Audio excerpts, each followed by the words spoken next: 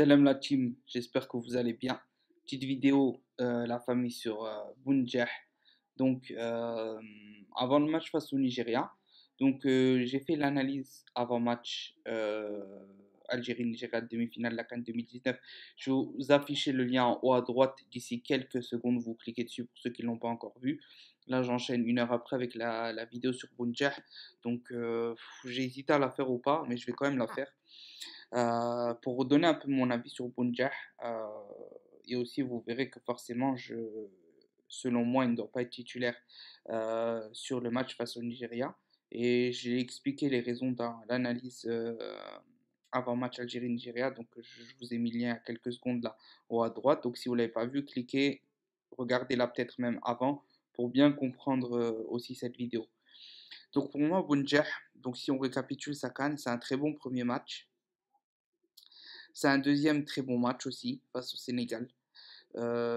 Ensuite, on ne l'a pas eu face à la Tanzanie. Et ensuite, face à la Guinée, ça a commencé à flancher. Ça n'a pas commencé à flancher dans le sens par rapport à ce qu'il jouait, etc. Parce qu'en fait, il continue à faire tout ce qu'il sait faire et ce qu'il fait bien depuis le début. D'accord? Mais on a commencé à se dire, attendez, le premier match, un but sur penalty. Ok, très bien, peu importe, tu mets un but. C'est ce qu'on demande, quoi. On demande rien de plus qu'un but. Au Sénégal, pas de but. Tanzanie, ben, il joue pas. Guinée, pas de but, passe décisive par contre. Et là, Côte d'Ivoire, pas de but, penalty loupé.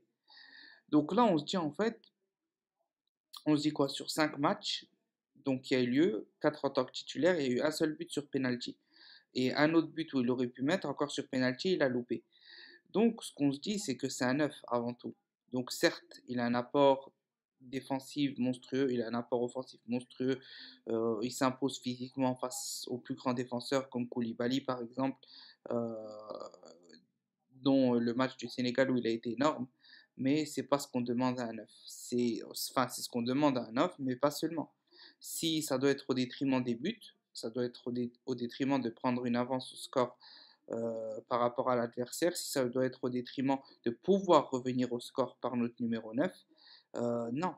Non, non, non. Et ça, je l'avais dit déjà dans toutes les analyses avant-match depuis avant la Guinée.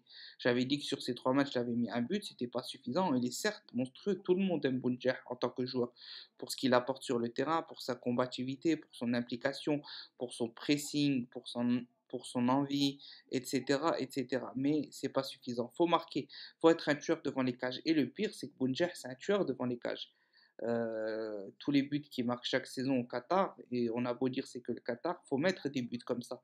Parce que dans le championnat du Qatar, il y a d'autres joueurs qui ne le mettent pas, ces buts-là. Il y a des joueurs qui sont bien plus connus que Bounjah qui ne les mettent pas dans ce type de championnat. Donc Bounjah, c'est pas pour rien qu'on sait tous qu'il est fort techniquement, il est fort physiquement, euh, il est présent partout. C'est un tueur devant les cages, mais sur cette canne, non, il a ce petit côté-là qui lui manque. Alors pourquoi? Est-ce que parce qu'il est beaucoup plus impliqué dans le collectif, donc il a du mal à se concentrer sur son rôle premier? Est-ce que parce qu'il manque un peu, est-ce que parce il est peut-être pas assez égoïste? Je pense pas. Je pense qu'au contraire, là, son jeu lui va très bien, sauf que les quelques occasions qu'il a, il doit les mettre au fond. Donc, moi, suite à ça, j'en déduis que par rapport à son penalty manqué, où on a vu qu'il avait été très très affaibli psychologiquement, le but c'est pas de le casser. Le but c'est pas de le casser parce qu'on a besoin d'un Bounjah. Si on passe la demi-finale, on aura besoin d'un Bounjah en finale. Et on a aussi besoin d'un Bounjah en demi-finale face au Nigeria. Mais pour moi, par rapport à ce que j'ai vu, etc., je pense que Belmadi, il est temps qu'il le pique. Qu'il lui dise droit dans les yeux que certes, c'est l'attaquant numéro un, c'est le meilleur joueur qui compte sur lui, mais que là, il a besoin de faire jouer de l'or. Pourquoi? Parce que s'il continue à pas mettre de but, bah, entre guillemets, ça peut nous porter préjudice et qu'il a besoin de voir de l'or, mais qu'il lui laissera 30 minutes et que ça reste toujours l'attaquant numéro un et qu'il compte sur lui sur les 30 dernières minutes pour, euh, pour montrer ce qu'il sait faire devant les cages, mais qui continue son rôle en fait. Parce que, parce que le souci de le mettre en tant que titulaire directement, c'est que s'il n'arrive pas à marquer, on perd Bounjah définitivement, je pense. Euh, je pense que là, définitivement, le père, et pour la finale, ça sera un légume. Euh, il sera totalement perdu, il aura trop de regrets sur plein de choses. Donc pour moi, il ne faut pas le mettre, mais il faut le mettre les 30 dernières minutes. 30 minutes sur, hein, c'est pas 20 minutes. Il aura besoin de vraiment 30 minutes au moins. Donc à la 60e minute, il faudra faire sortir de l'or et faire entrer Bounjer. Est-ce que Belmadi va faire ça ou pas? Franchement, je ne sais pas au cas où mon avis, c'est que non. Il va faire jouer Bounjer, sauf il va faire un gros travail psychologique avant. Mais moi, j'ai peur que ce travail psychologique ne suffise pas. Et s'il ne suffit pas, et qu'on perd Bounjer définitivement à la 70e minute, aucun but, là, il va devoir le faire sortir. Et là, psychologiquement, ça va retomber de plus belle. Et ça, c'est pas le but. Alors que si on lui donne 30 minutes, premièrement, il se repose.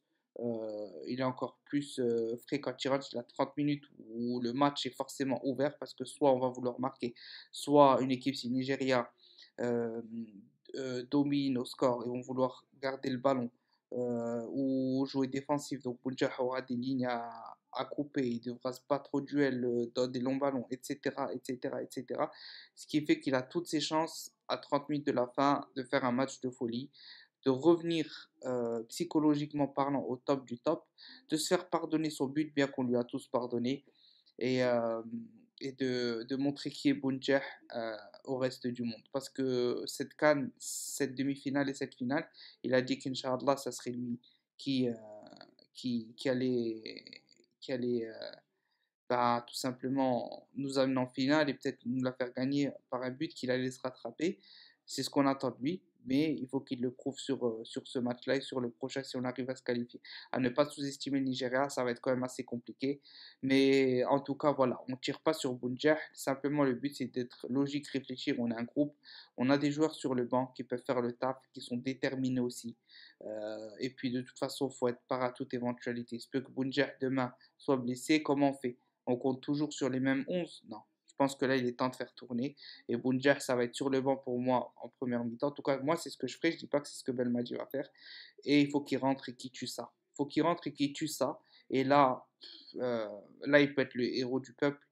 Il l'est déjà, ils le sont tous déjà, mais il peut être le héros du peuple, nous emmener en finale et emmener son équipe en finale euh, d'une CAN ou de n'importe quelle compétition prestigieuse. Ben, c'est quelque chose. Et voilà, on espère, Inch'Allah, voir une belle victoire demain de la sélection algérienne. Un but de Bounjeh, voire un doublé, pourquoi pas. Peu importe qui joue titulaire ou pas. Mais en tout cas, pour moi, demain, sa CAN, la réussite de sa CAN dépendra de ce match-là. Voilà. Donc, bah, bon courage à Bounjah, bon courage au vert. Faites péter les pouces bleus. Et à vos commentaires, dites-moi ce que vous en pensez. Est-ce que Bounjah titulaire ou pas, remplaçant, pourquoi, etc., etc. On se dit à la prochaine. Allez, ciao. On se retrouve demain pour l'analyse après match Algérie-Nigeria en espérant une victoire et pas venir énerver.